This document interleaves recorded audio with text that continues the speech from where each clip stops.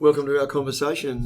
This is the Paul and Paul Show. We've got Paul Sparks all the way from Tacoma in Washington, just south of the second best coffee place in the world, which is Seattle, of course, Melbourne being the best place. We've also got Karina Bentley and Deith, along with myself. That most of the time is Paul Cameron.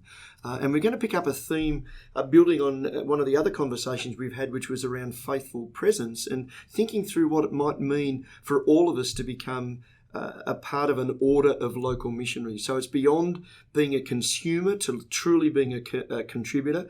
It's beyond programs and episodic experiences that we might do in a church building to who we're called to be 24/7, 366 in a leap year, which is 2016, or 365 in a normal year. And so we want to just pick up some of those themes today. Paul, you've heard us use the words, order of local missionaries. Have you got some reflections about that phrase and some things to share with us about it?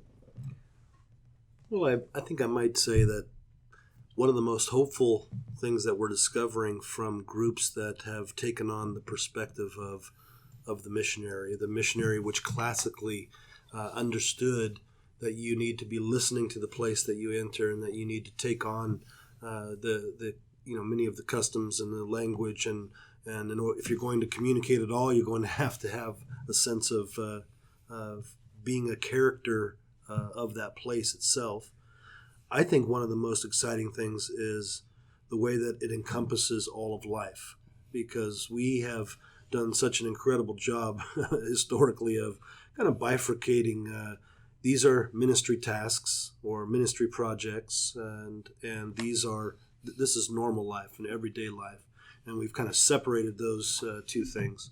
So I feel it's exciting to think about the church in the local setting, in the local neighborhood or parish as a missionary order, because it begins to reimagine all of life as part of the missional call. That seems meaningful to me. It's really exciting to hear. It almost sparks up a lot of imagination, I guess, in some ways. Just thinking about an idea even Karina had a while ago about this warehouse idea and imagining what it looks like as individuals all being image bearers of Christ in every facet. I guess that possibly a way to unravel some of that idea of that dualism that we're talking about, of the roles of ministry in the church and then mission outside of that. Karina, did you want to share about your vision for this warehouse and how?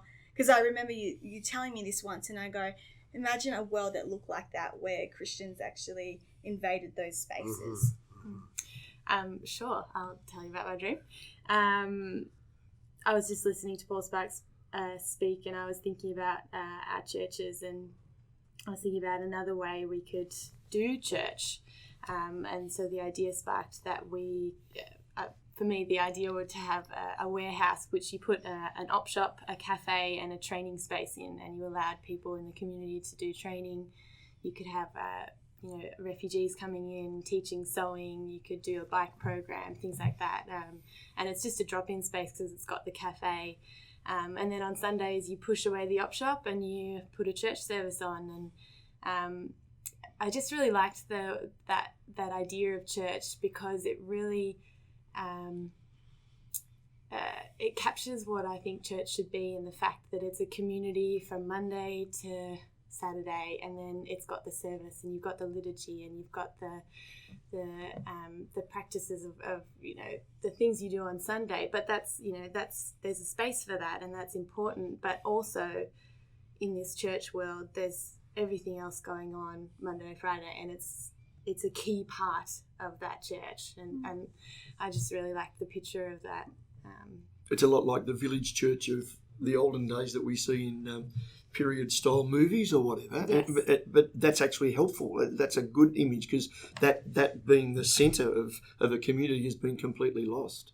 And so I resonate with the possibilities of that as a hub for the community, but also for God's people being equipped to go on out even beyond those walls into every other location that they're in each week, each day. Yeah, as soon as you flip the field of engagement from from in the building with professionalized projects and services that maybe occasionally go out.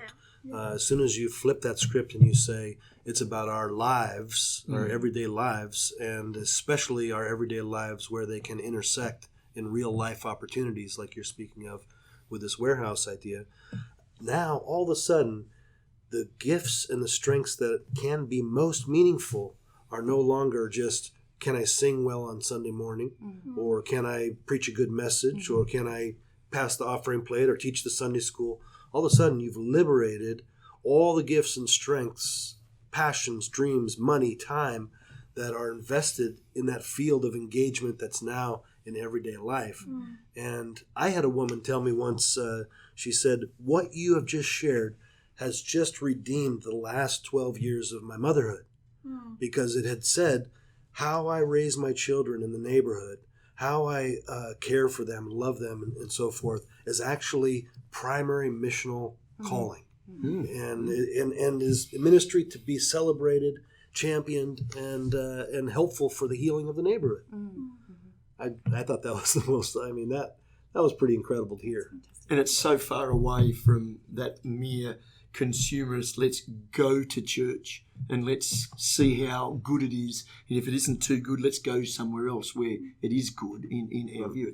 It's counter to that, isn't it? And yet it still retains the gathering and the community time together as well in a rich way. But it also places value on every individual. Like every individual in that space, in that building that gathers together has a role to play about bringing about the kingdom, whether that be if they are a mum or if they're a student in school, or if they're working retail and selling McDonald's behind the counter, or in big firms, or a lot of what you talk about is about being like faithfully present in your space, and your space may be your work environment, your school environment, but it just places that value, and I guess goes, how can you contribute to your community if you aren't in the confines of I can't sing because I can't sing, or if I'm not an upfront preacher, or whatever it may be. It just gives so much value and identity to the individual, which is powerful. Absolutely. One of the beautiful images I have of our time with some of our sisters and brothers in central Java and Indonesia is hearing the stories of these two 19-year-old women who go out and plant a church in a village on a mountain. And they ride their bikes there and they serve over a weekend.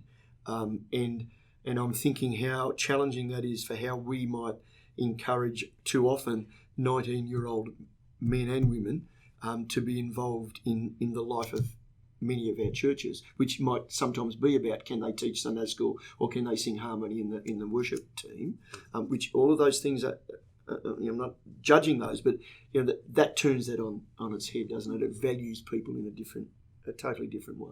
But it adds so much colour to the world as well. Like, you think about all the innovators and people that we need in our society, it just adds all these different colours and skills and facets that traditionally may have been lost to secular society. We can actually redeem that and call that forth as something that belongs to God and belongs to the kingdom. And it was part of the church. Yeah, totally. Not just because it's not in the church building, but it's still part of the church, very much so. And it's very freeing in the fact that is the church. It doesn't have the stamp on it, but it is. Yeah. And that's about reimagining how we define church and how we define kingdom, and ensuring that we're not only praying and setting aside people in ministry or people leading a youth group or people who are going off to Zimbabwe in mission work, but actually praying for the accountant who goes to Collins Street in Melbourne, or the doctor that goes to the hospital, or whatever the other sphere, school teachers, and so the list can go on.